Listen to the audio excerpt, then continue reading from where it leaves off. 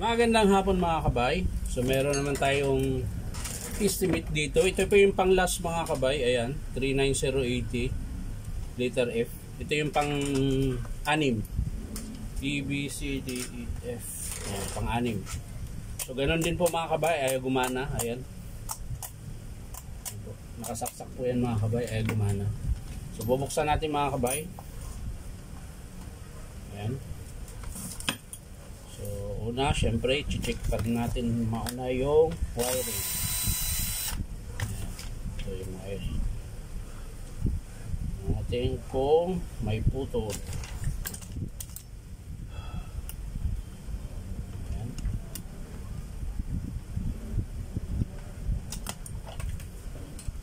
Check pa rin natin yung motor mga kabay. Ayan, buo mga kabay.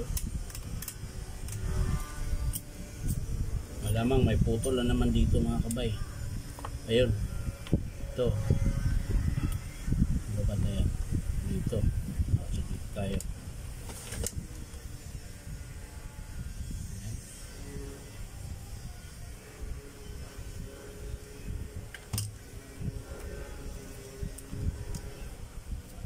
Yan po yung naputol mga kabay. So, tulog natin dyan mga kabay. Tapos kabit natin uli, i-testing natin kung gagana.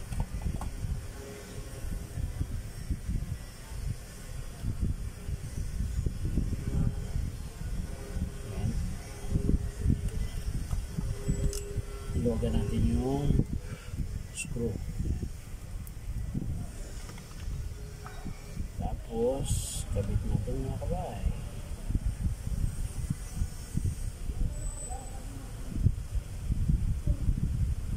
Ayan na mga kabay, kabit ko na. So ipitan na natin. Ayan.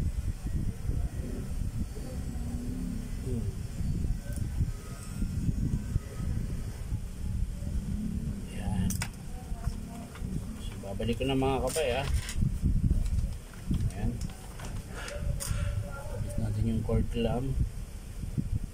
Cord clamp pala.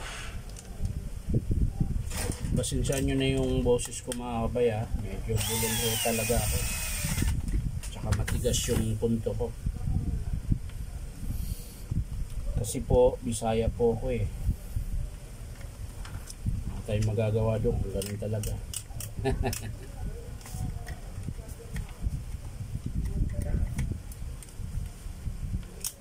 Ayan. Nakabit ko na mga kabay. Titesting natin. Nag-ano ko eh. Kaya mga kabay, gumana. Meron na ako dyan kanina. Iti-testing natin mga kabay kung merong init. Yun to sa mga kabay. Ayun mga kabay, pumupula. Ibig sabihin buo yung element niya. Ayun, papatay natin.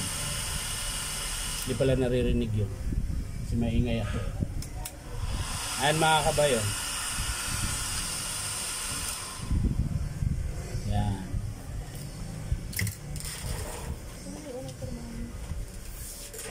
Bakit mali?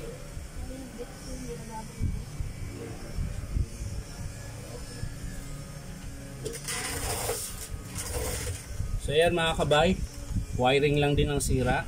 Titesting natin ulit yung kung nagiinit ba mga kabay. Yan. I-off muna natin yung variable heating element niya mga kabay. Yan. Ito yung nagko-control ng init. Yan. So off muna natin. On natin mga kabay. Yan, number 1 yan. Yan. Tapos ito yung number 2. Yan. Yan. So wala siyang init mga kabay. I-on natin. Yan, wala siyang init. I-on natin yung init niya mga kabay. Yan. Pull natin. Yan. Tapos on natin. Ayun mga kabay. Nagbabaga. So, yan. So, nagbabaga siya mga kabay. Buo siya mga kabay. So, yan lang po ang sira mga kabay. Wiring pa din. So, isasara na natin. Tak-tak muna mga kabay. Kasi ito mga kabay, binuksan din nila to hindi nila na ibalik yung tenga. Yan.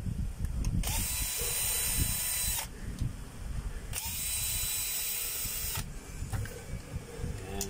Tapos lipat natin yung tenga.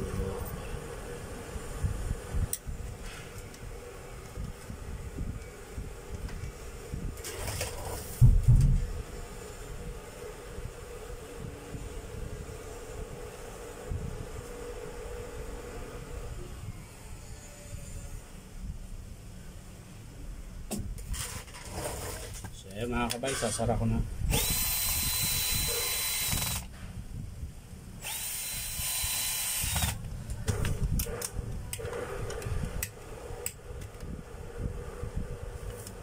Ayan mga kabay, sasara ko na. Ayan, tumunog. Wala ba naipit? Ayan, wala. Saka natin.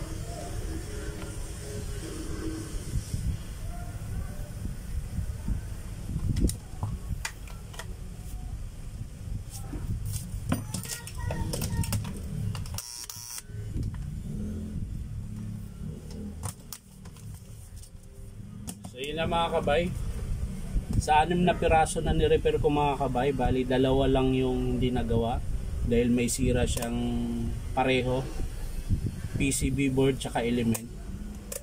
Ayan. Pero yung 4 mga kabay puro wiring lang, so nagawa natin yung 4, 2 lang yung hindi. So yan lang mga kabay, maraming salamat sa panonood at pa-like and share na rin po. Bye bye.